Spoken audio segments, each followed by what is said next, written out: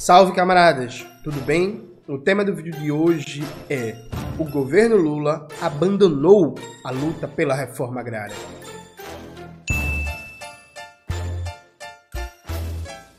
Antes de começar propriamente o tema do vídeo do canal, quero muito agradecer a você que ajuda a manter e melhorar nosso canal a partir do Apoia-se.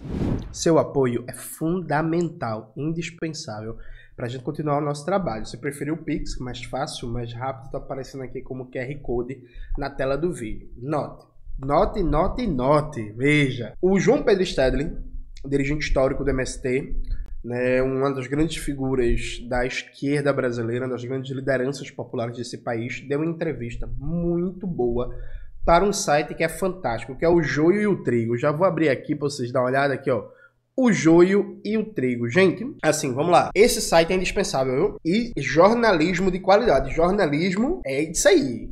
Jornalismo de qualidade é um site muito bom. Toda vez que eu quero alguma informação sobre alimentação, indústria alimentícia, questão agrária, agrotóxico, papel das multinacionais como a Nestlé, Coca-Cola, etc., eu vou consultar o Joio e o Trigo. Sempre tem uma matéria muito boa. Então recomendo para todo mundo que leia o Joio e o Trigo. Indo para a entrevista do João Pedro Stedley. A entrevista é longa. Tem vários pontos importantes. E eu vou basicamente destacar com vocês 3 pontos. Mas assim, reforço. Leia uma entrevista inteira, por favor. Por favor. É assim, é um pedido de amigo, pedido de camarada, pedido de comunista. Leia a entrevista inteira. E eu vou dialogar aqui com vocês 3 pontos que eu acho fundamentais para a gente pensar a luta de classes no Brasil, especialmente no campo, mas não só, né? Acho que o primeiro ponto fundamental, que eu já destaquei isso em vários vídeos do canal, é como o agronegócio é uma típica expressão do capitalismo dependente, porque aquilo ali é 100% quase dependência tecnológica, né? Os principais insumos para a produção do agronegócio, e aí fertilizantes, agrotóxicos, máquinas e equipamentos, sementes, técnicas de melhoramento genético, quase tudo vem de monopólios estrangeiros, pagando royalties para esses monopólios estrangeiros, e a coisa não é pior por causa da Embrapa, né? E mesmo assim, eu preciso até atualizar esse dado, mesmo assim a Embrapa, para o começo desse ano, né, para 2024, ela estava com um orçamento insuficiente e ia depender de emendas parlamentares. Veja, os caras são tão parasitários que nem a Embrapa, que tem uma função central, inclusive, para a produtividade do agronegócio, estava robustecida de orçamento necessário. E o João Pedro Stedley, na entrevista, ele cita isso e dá os dados. Veja, muito importante, presta atenção aqui. Então, é um modelo extemporâneo às necessidades da população, ou seja, é um modelo que está fora das necessidades imediatas, históricas da população. Aí o pessoal fica dizendo que a economia brasileira depende do agronegócio. Tenha santa paciência. É a economia brasileira, o Estado brasileiro que financia o agronegócio. E quem ganha dinheiro? Esses fazendeiros. O poder político deles é tão grande que eles não pagam nada de imposto. Nós, nos exercícios teóricos, pegamos o caso do milho e o caso da soja no agronegócio, porque a Conab, Companhia Nacional de Abastecimento, faz o custo de produção todos os anos por região. E se tu pegar uma média da soja, por exemplo, 68% da renda produzida volta para as empresas transnacionais que fornecem os insumos, que são as que mais ganham. Ou seja, gente, 68% da renda da soja, que é, do ponto de vista agrícola, a principal commodity do Brasil, é apropriada por monopólios estrangeiros. Isso por quê? Porque os barões da soja do Brasil, eles compram a semente, compram o adubo, compram o fertilizante, compram o agrotóxico, compram a máquina, compram os canais de comercialização global. Tudo isso está na mão de monopólios estrangeiros. O agronegócio da soja é o sonho molhado de FHC realizado, né? Porque FHC vinha com a ideia de que não, somos uma economia dependente, nós temos que nos integrar às cadeias de valor global, de maneira dependente, subordinada, para adquirir ganhos de produtividade. Os ganhos de produtividade vieram, né? O agronegócio brasileiro é ultra produtivo, só que são ganhos de produtividade de que toda tecnologia é de monopólios estrangeiros, o que possibilita uma gigantesca transferência de valor, né, para os centros do capitalismo. Tá aí mais um exemplo da vigência da teoria marxista da dependência. E aí você tem o que os economistas chamam de externalidades, ou seja, poluição, degradação ambiental, desertificação, destruição de rios, desmatamento, ataques aos povos originários, tudo isso fica no Brasil. Esses sujeitos não pagam imposto, né, basicamente. A FHC instituiu a Lei Candir, que isenta de imposto na exportação commodities, produtos primários, isso está vigente até hoje, nenhum presidente nunca mexeu nisso. E também tem crédito subsidiado, usam muito as estruturas públicas, seja universidades, seja Embrapa e por aí vai. E a renda vai toda para fora. Então veja, presta atenção aqui. Com as diferenças históricas, não é uma mera continuidade, mas lembra muito a dinâmica do agronegócio com a dinâmica da produção de cana-de-açúcar no Brasil colônia. A produção é feita em território brasileiro, com todos os problemas e externalidades ficando no território brasileiro para o povo brasileiro, mas o lucro é apropriado basicamente pelos monopólios estrangeiros.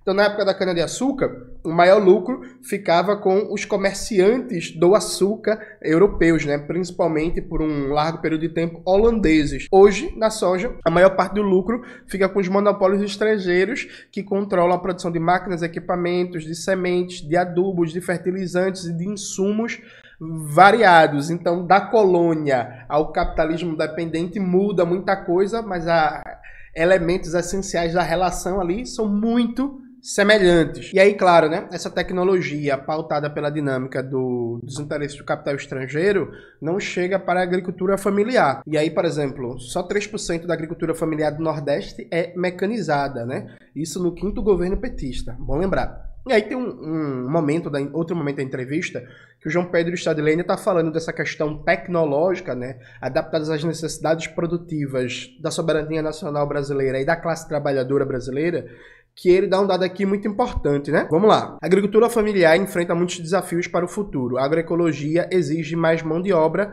exige sementes crioulas. Para que essa agroecologia chegar nos 4 milhões de agricultores familiares e produzir muita comida para todo mundo, tem que produzirem em escala. Como é que se produz escala em 10 hectares?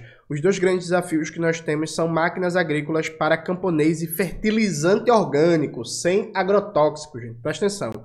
E isso não está resolvido. Por isso que o MST está fazendo uma parceria com a China para ver se nós trazemos a tecnologia que os chineses têm. Porque eles já adotaram, sobretudo nos últimos 30 anos. Então, o grande desafio que nós temos nesse próximo período, e não é o desafio só do governo, é o desafio das forças produtivas. Nós temos que colocar fábricas de máquina para camponês. A China tem uma expertise muito grande em máquinas agrícolas para pequena e média propriedade e também tem um domínio tecnológico sobre adubos, sobre fertilizantes orgânicos.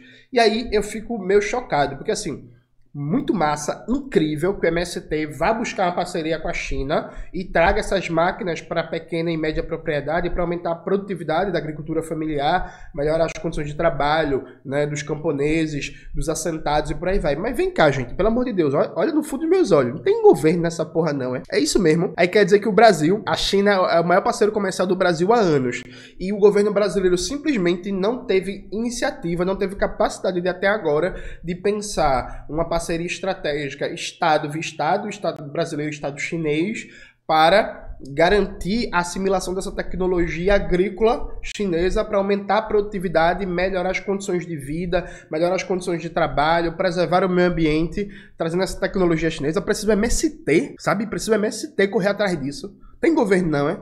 Eu costumo chamar o governo Raquel Lira, aqui em Pernambuco, de um deserto de ideias. Eu vou ter que começar a chamar o governo Lula de um deserto de ideias. Porque assim, sabe, gente, não tem governo, não é? Nesta birosca. Vocês entendem que isso é surreal, né? Vocês entendem que isso é surreal, né? Que o agronegócio basicamente não produz alimentos, ele produz commodities, ele produz mercadorias para exportação. Quem produz alimentos aqui no Brasil é a pequena e a média propriedade, né? A agricultura familiar, a agroindústria de tamanho médio, os assentados da reforma agrária, e o governo simplesmente não tem um planejamento sistemático de mecanização e aumento da produtividade dessa agricultura familiar ao ponto de precisar que o MST articule isso a nível de relações internacionais. Pensem nisso, assim, gente. Não concordem comigo, não. Beleza, você ama o Lula, você ama o PT, tudo certo. Mas pense comigo se isso é aceitável, sabe? Só reflita. Pense pense um pouquinho aí com a sua cabeça que você vai ver a barbaridade que é isso. Outro ponto a destacar na entrevista, eu venho falando isso há bastante tempo, recentemente, eu gravei um vídeo sobre isso que eu repercuto a declaração da professora Leda Paulani. Coloca aí na tela, Maxwell, por favor.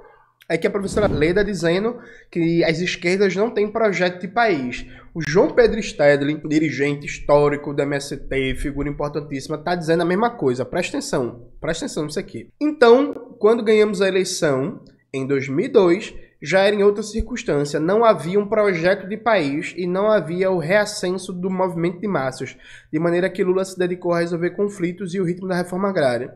Desde sempre, por não ter um programa de país e um projeto de reforma agrária, ele só avançou no tempo da pressão popular, das ocupações e das marchas. E agora, apesar dessas derrotas, como projeto de país, como projeto de reforma agrária, que é essa tua pergunta, por que nós resistimos? É porque a causa é justa.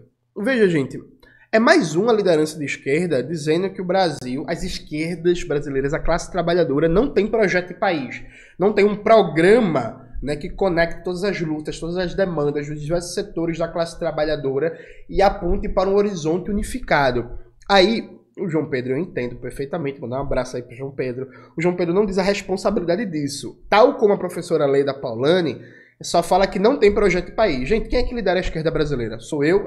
Não, né? É o PCBR? Não, né? Quem lidera a esquerda brasileira é Lula e o PT. Se não tem projeto de país, se há um vácuo de projeto hegemônico, quem é o principal responsável por isso? Não precisa concordar comigo, sabe? Não precisa concordar comigo. Me responda aí, pense. Coloca nos comentários, quem lidera a esquerda brasileira é ou não o principal responsável por esse diagnóstico quase onipresente, todo mundo que é honesto fala isso, de que hoje a classe trabalhadora brasileira não tem um projeto hegemônico em disputa na sociedade. Vamos lá, né? E aí, indo para o último ponto da entrevista, que eu achei fantástico, o João Pedro foi perguntado sobre como é que está o governo Lula na reforma agrária. Né? E aí preste atenção na resposta, gente. E aí é muito bom que seja uma resposta do João Pedro, que ninguém pode acusar ele de antipetista, né? Isso é positivo. Vamos lá. No campo, as nossas críticas, eu acho até que são amenas. Eu acho também, viu? Eu seria muito mais duro. Eu não estou mais na direção do movimento, do MST. Então, eu tenho que me cuidar para não substituir os verdadeiros porta-vozes que o movimento tem. Mas o governo não está fazendo nada na reforma agrária. É uma vergonha.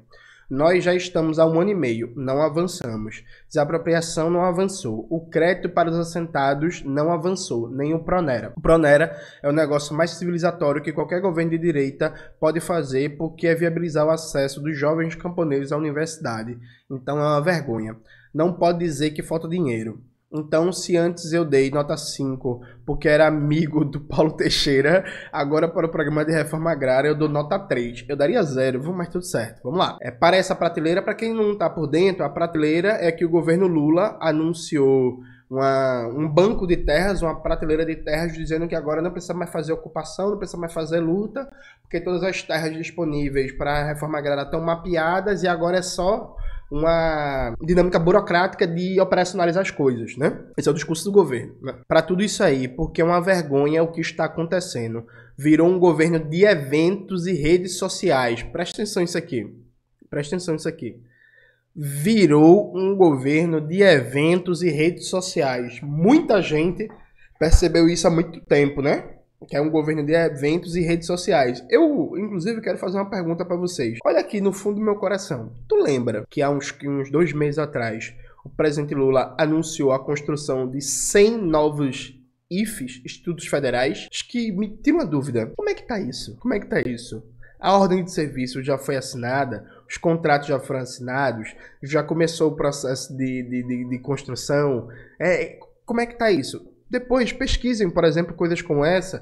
Um evento é grande, midiático e chama muita atenção e circula em redes sociais. Me diz depois como é que tá isso. Ou então, alguns meses atrás, foi lançado o plano Juventude Negra Viva, né? Muita foto, muito vídeo, muita pompa e circunstância. Meses depois, o que é que saiu desse projeto? Depois dá uma pesquisada e me conta, sabe? A galera para fazer evento tá sendo muito boa, né? Para tocar política pública que o negócio, né, não está andando. E aí, continuando aqui, isso não resolve o problema. O povão quer ver problema resolvido tanto na periferia da cidade quanto no meio rural. Aí, essa aqui é a parte mais importante. E em relação às políticas de combate à fome, como é que você está vendo as políticas do governo Lula? É uma merreca. A insegurança alimentar, os níveis de pobreza nas cidades estão a olho nu. São Paulo com 700 mil pessoas morando na rua. Isso nunca tinha acontecido. Então a fome e as necessidades do povo são gritantes. E qual é a saída? Também não é nenhuma novidade, nem é coisa do MST. Do lado do consumo, o Bolsa Família, a emergência. Mas não é a solução. A solução é emprego e renda. Do lado do consumo, né, gente? Garantir renda para que as pessoas tenham condições objetivas de comprar comida, que não falte renda para comprar comida. Uma medida mais perene é a reforma agrária, porque se pega as áreas improdutivas e começa a produzir. Nós, inclusive, defendemos que as áreas a serem desapropriadas daqui para diante ou compradas têm que ser perto da cidade, para o alimento vir rápido para a cidade, mais barato e em melhores condições. Medida importantíssima. A Amazônia é a fronteira agrícola, tem que deixá-la intocada. As desapropriações têm que ser perto da cidade para o problema da produção de alimentos. Mas o principal instrumento que o governo tem, e é fruto da experiência histórica, é o PAA, Programa de Aquisição de Alimentos. Então o PAA, antigamente, no segundo governo Lula, chegou a administrar 2 bilhões. Se tu corrigir em inflação, daria 5 bilhões agora. Deveria ser 5 bilhões, né? Então, para de fato atuar no mercado e fornecer comida barata, tem que ter bilhões para o PAA. E isso o governo não está fazendo no primeiro ano. Tá bom, reativou o programa, já é uma coisa boa. Botou lá 300 milhões, veja. No passado já foi 2 bilhões, agora foram só 300 milhões. Mas não dá para nada. 44 mil famílias de agricultores familiares têm acesso ao PAA. Nós somos 4 milhões. Então o PAA tem que chegar aos 4 milhões. Tudo que se produzir eu vou comprar e vou comprar a preço justo. Então eu espero que alguém do governo leia essa entrevista. Vejam, PAA é fundamental, tem que botar bilhões. Se não botar agora, vai botar depois, como aconteceu no Rio Grande do Sul. O Rio Grande do Sul vai custar 40 bilhões para a sociedade brasileira se nós tivéssemos estimulado uma agricultura familiar lá. Em vez da monocultura de soja, não teríamos chegado a isso. E assim pode reproduzir em outros estados. Tem um ponto aqui que o João Pedro Estado ele não falou, e aí eu entendo ele não ter falado, mas eu vou falar, gente, que é assim.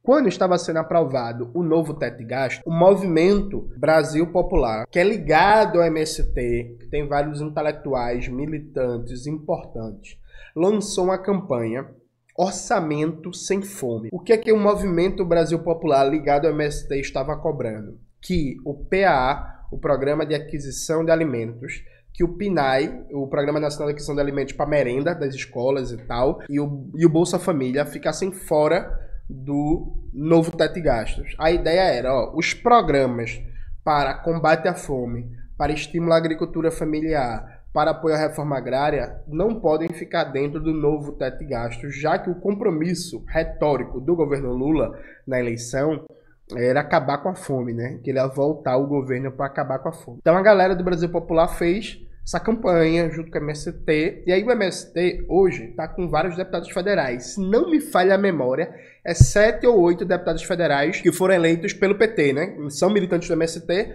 saíram candidatos pelo PT e estão como deputados federais. É alguma coisa assim, entre 6 e 8. Eu não vou parar para pesquisar agora no Google, mas nessa faixa. Pois bem, sabe o que foi que aconteceu? A bancada do PT, a direção da bancada do PT, e aí leia-se, presidente Lula, Fernando Haddad, o líder da bancada, o Zeca Disseu, do Paraná, proibiu, presta atenção, proibiu todos os deputados do PT, inclusive os deputados do MST, de apresentarem emendas na votação do novo teto de gastos para, por exemplo, tirar o PAA e o PNAE do âmbito do novo teto de gastos. Então, assim, o MST corretamente viu assim, esse novo teto de gastos vai ser uma tragédia. Vamos tentar reduzir risco. Corretamente dentro da tática deles, né? Vamos tentar reduzir danos aqui, né?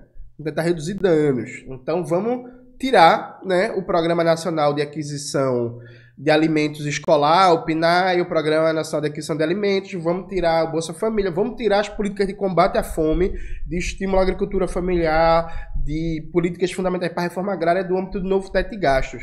O governo Lula proibiu da bancada do PT fazer emenda ao novo teto de gastos para, por exemplo, tirar o Programa Nacional de Aquisição de Alimentos do novo teto de gastos, para tirar o PAA do novo teto de gastos. Então eles estão dentro do teto de gastos. estão dentro do teto de gasto. Então, para além do fato de que hoje já existe dinheiro para esses programas, nada justifica esse valor baixo, nada justifica. Isso é uma decisão política do governo, ele tem capacidade plena, ele tem prerrogativa institucional de já aumentar o orçamento desses programas, mas para além disso, eles estão no âmbito do novo teto de gastos, por uma escolha do governo. Alguém pode dizer assim, Johnny, mas não tinha correlação de forças para tirar esses programas.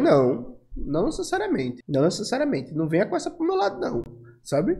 Não venha com essa pro meu lado, não. O debate de 2023 era um debate sobre fome. Isso estava muito forte. Aí quer dizer que se tivesse um grande movimento, uma grande articulação para dizer assim, ceder ao discurso da burguesia. Beleza, responsabilidade fiscal, mas combate à fome fica fora. Aí não tinha chance de disputar, não? A gente não sabe, né? Eu acho que dava para passar, sim. Sabe? Eu acho que dava para passar sim. Inclusive porque muito prefeito de partido de direita, ligado a deputado federal, que fala mal do MST na retórica, mas sabe a importância dos assentamentos da reforma agrária, da agricultura familiar, para o abastecimento de alimentos e para a geração de emprego e renda nas suas cidades. Então, assim, não estranhe que o mesmo deputado que tem uma retórica anti-MST, numa situação como essa, fosse pressionado pela sua base de prefeitos, de vereador, e dizer assim, menino, isso aqui é importante, porque isso diz diretamente da quantidade de recursos que vai chegar para a nossa cidade no âmbito desses programas, entende? Então, assim,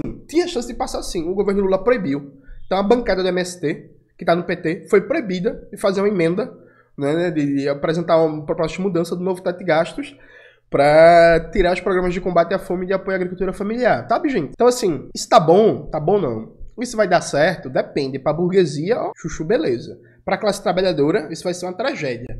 Mantendo-se nesse rumo, tragédia anunciada e falta de aviso é que não foi. É isso, galera. Espero que vocês tenham gostado do vídeo hoje do canal. Não se esqueça de se inscrever no canal, ativar o sininho, curtir esse vídeo, compartilhar tudo isso que vocês já sabem. Um beijo e até a próxima.